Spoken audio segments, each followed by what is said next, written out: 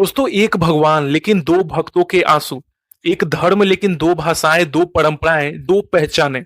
जब अयोध्या में राम के नाम से लाखों दिए जलते हैं, तब तमिलनाडु के जंगलों में मुरुगन के नाम से लहू बहाया जा रहा होता है। किसी के लिए भगवान अयप्पा हैं, जो कैलिब्रेट हैं, जंगलों में रहते हैं और श्रद्धा में नियम तोड़ना पाप है। और किसी के लिए शिवजी हैं, जिनकी कहानी स्क्रीन पे चलती है, जिनकी आरती हर गली में होती आती है। तो पूछना बनता है, क्या भारत में भगवान भी नॉर्थ साउथ डिवाइड में बंध गए हैं, या फिर साउथ के देवता कभी भगवान थे ही नहीं, बल्कि एक जवाबी आंदोलन थे। दोस्तों, ये कहानी मूर्तियों की नहीं है, मिट्टी की है। ये कहानी मंदिरों की नहीं है, पहचान की है। और ये सवाल सिर्फ धर्म का नहीं है, इज्जत का है। तो दोस्तों, आज हम उठाएंगे वो सच जहां भगवान संस्कृत में नहीं, तमिल में बोलते हैं, और भक्ति पूजा से नहीं, प्रतिशोध से पैदा होती है। Welcome to the untold story of why South India have different gods.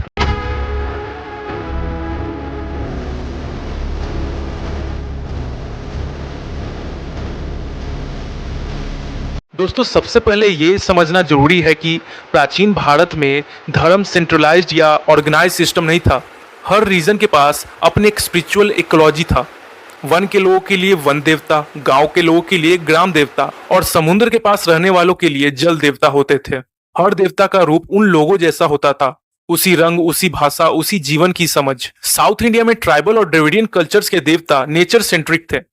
पेड़, पहाड़, नदी और प्रकृति का हर रूप एक देवता के रूप में देखा जाता था।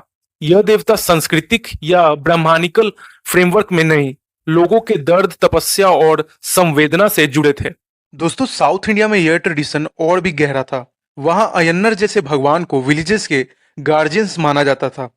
गांव के किनारे या जंगल के पास उनका स्थान होता था, जहां उनकी मिट्टी या पत्थर की मूर्ति रखी जाती थी। यह भगवान वैदिक देवताओं जैसे शिव, विष्णु या इंद्र से अलग थे। इनकी भक्ति डायरेक्ट और संवेदनशील थी, बिना किसी प्रीस्ट या पूजा विधि के। दोस्तों, यह भगवान लोगों जैसे दिखे, लोगों के साथ जिए, और इसीलिए लोगों के मन के भगवान बन गए। दोस्तों, साउथ इंडिया में संस्कृत के आने से कई शताब्दी पहले एक विकसित स्पिरिचुअल सिस्टम था, जिसे आज हम ड्रेविडियन स्पिरिचुअलिटी कहते हैं। यह ट्राइबल और नेचर बेस्ड फेथ सिस्टम था, जहां प्रकृति, जनजाति और लोक देवताओं का सम्मेलन होता था। साउथ इंडिया के कुछ गॉड्स जैसे मुरुगन, जिसे तमिल में तमिज कदावुल कहते हैं, एक वॉर गॉड थे। उनका रूप एक हंटर जैसा था, और उनकी कहानियों में उनका असुरों के साथ संघर्ष होता था, लेकिन उनकी भक्ति का रूप लोगों के दुख सुख से जुड़ा हुआ था। अयप्पा शिव और विष्णु के योग से पैदा हुए देवता। उनका स्थान जंगल और केलेबिसी से जुड़ा हुआ था। सबरीमाला यात्रा में भक्तों की तपस्या, 41 डेज का व्रत और ब्लैक क्लोथ्स उसी स्पिरिचुअल डिसिप्लिन को दिखाते हैं। मरियम्मा, उन्हें एपिडेमिक देवी माना जाता था। साउथ इंडिया में जब स्मॉल पॉक्स फैलता था, लोग उनके लिए ब्लड सेक्रीफाइसेस और फायर स्पिरिचुअल्स करते थे। उनकी भक्ति इमोशनल और डायरेक्ट थी। वो देवता थी जो रोग मिटा सकती थी। दोस्तों, ड्रेविडियन देवता लोकल कल्चर का प्रतीक थे, और उनमें स्पिरिचुअलिटी से ज्यादा संवेदनशील इंसानी टच था। दोस्तों, आर्यन संस्कृति जब नॉर्थ इंडिया में उभरी, तो उसके साथ आया एक स्ट्रक्चर्ड रिलीजियस सिस्टम, जिसमें कास्ट हिरार्ची, ब्रह्मानिकल रिचुअल्स और संस्कृत लैंग्वेज सेंट्रल थी। उनके देवताओं में पावर और कंट्रोल का सिंबोलिज्म था, जैसे इंद्र, अग्नि, वरुण। जब यह संस्कृति साउथ तक पहुंचाई गई, तो लोकल भक्तों ने उसे पूरी तरह अपनाया नहीं। उन्होंने अपने देवताओं को बदलने के बजाय उनका रूप और भाषा बनाए रखा। मुरुगन को आर्यंस ने स्कंदा बनाने की कोशिश की, एक सांस्कृतिक देवता जो शिव का बेटा है। पर तमिल लोगों के लिए मुरुगन उनका खुद का भगवान था, जिसका जीवन और भक्ति उनके जीवन से जुड़ा था।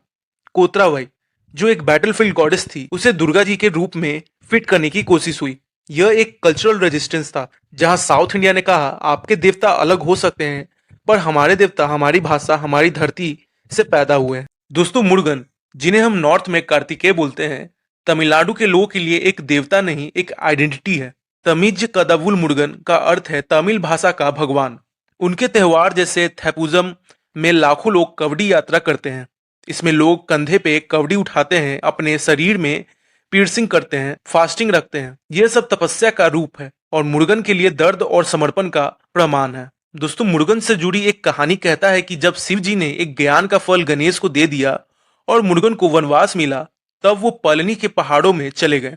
वहां उन्होंने स्वयं एक देवता का रूप धारण किया और उसी पलनी में आज एक प्राचीन और महान मंदिर है। दोस्तों मुरुगन कहते हैं, मैं भगवान नहीं बना, मैं भक्तों के दर्द से भगवान बना। दोस्तों साउथ इंडिया में हर रीजन के अपने देवता होते हैं। आंध्र में नरसिम्हा के ओरिजिनल अवतार्स, कर्नाटका में मैलारा लिंगा, केरला में भगवती और अयप्पा, ये सब लोकल देवता हैं जिनका रूप और पूजा का तरीका रीजन के अनुसार बदल जाता है। दोस्तों यह भगवान सांस्कृतिक नैतिकता में फिट नहीं होते बल्कि लोक कहानियों और प्रकृति के सहज रूप में जीते हैं। उनकी पूजा मंदिर में कम और ओपन स्पेसेस जैसे जंगल के किनारे, रिवर साइड्स या विलेजेस चबूतरा पे होती है। उनमें ग्लैमर नहीं पर लोगों का विश्वास होता है। उनकी कहानियों में मिरेकल नहीं पर मामूली लोगों का संघर्ष होता है। दोस्तों साउथ इंडिया के अनुसार लोक देवता वही है जो लोगों जैसे लगते हैं और इसीलिए उनकी भक्ति में सिर्फ श्रद्धा नहीं रिश्ता भी होता है। दोस्तों नॉर्थ इंडिया में भगवानों की कहानियों में पुरुषों का प्रमुख रोल होता है लेकिन साउथ इंडिया में देवियां मुख्य हैं। साउथ की शक्ति पूजा इमोशनल और इंटेंस होती है। मरियम्मा प्लेग्यू देवी है। जब गांव में बीमारी फैलती है तो लोग उनकी पूजा करते हैं ताकि रोग दूर हो। द्रौपदी अम्मन, महाभारत की द्रौपदी का रूप, उसका फेस्टिवल तमिलनाडु के कई इलाकों में ऐसा होता है जहां लोग उनके लिए फायर वॉक करते हैं। यलम्मा देवी, उनका स्थान देवादशी सिस्टम में भी था जहां भक्ति और सामाजिक व्यवस्था का संगम होता था। यह शक्तियां नॉर्चरिंग भी थी और वर्थफुल भी।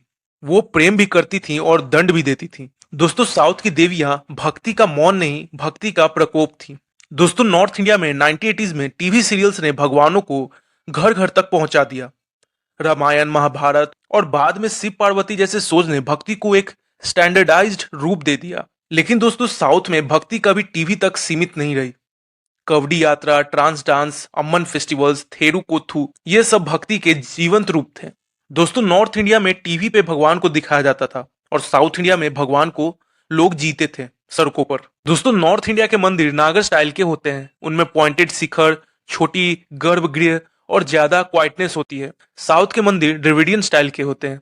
उनमें giant gopurams, towers, ornate carvings और ओपन मंडपम, पिलर्ड हॉल्स होते हैं। For example Meenakshi temple Madurai में 14 गोपुरम है और हर एक पर हजारों फिगर्स, देवता, असुर, डांसर, सिंगर्स, एनिमल्स, सब की मूर्तियां उनमें हैं। मंदिर एक लिविंग म्यूजियम लगता है। दोस्तों साउथ के मंदिरों में भक्ति एक उत्सव जैसी होती है। भजन, ड्रामा, यात्रा, अन्नदान। मंदिर का डिजाइन सिर्फ आर्किटेक्चर नहीं, एक भगवान के साथ रिश्ता होता है। दोस्तों यह वीडियो किसी भगवान को बड़ा या छोटा नहीं कह रहा। न राम से कम मुरुगन है, न अम्मन से कम लक्ष्मी। दोस्तों यह वीडियो सिर्फ इतना कहता है, इंडिया के भगवान उस धरती, उस भाषा और उस समझ से जुड़े होते हैं जहां उन्हें माना जाता है। क्योंकि दोस्तों जब तक भक्ति में सम्मान है तब तक भगवान का हर रूप पवित्र होता है। दोस्तों भारत एक देश है पर उसकी भक्ति कई रूपों में जीती है। राम और मुरुगन दोनों भगवान हैं पर एक संस्कृत में है, एक तमिल में। दोस्तों भगवान एक हो या हजार, जब तक भक्ति सच्ची है, पहचान अलग होना पाप नहीं।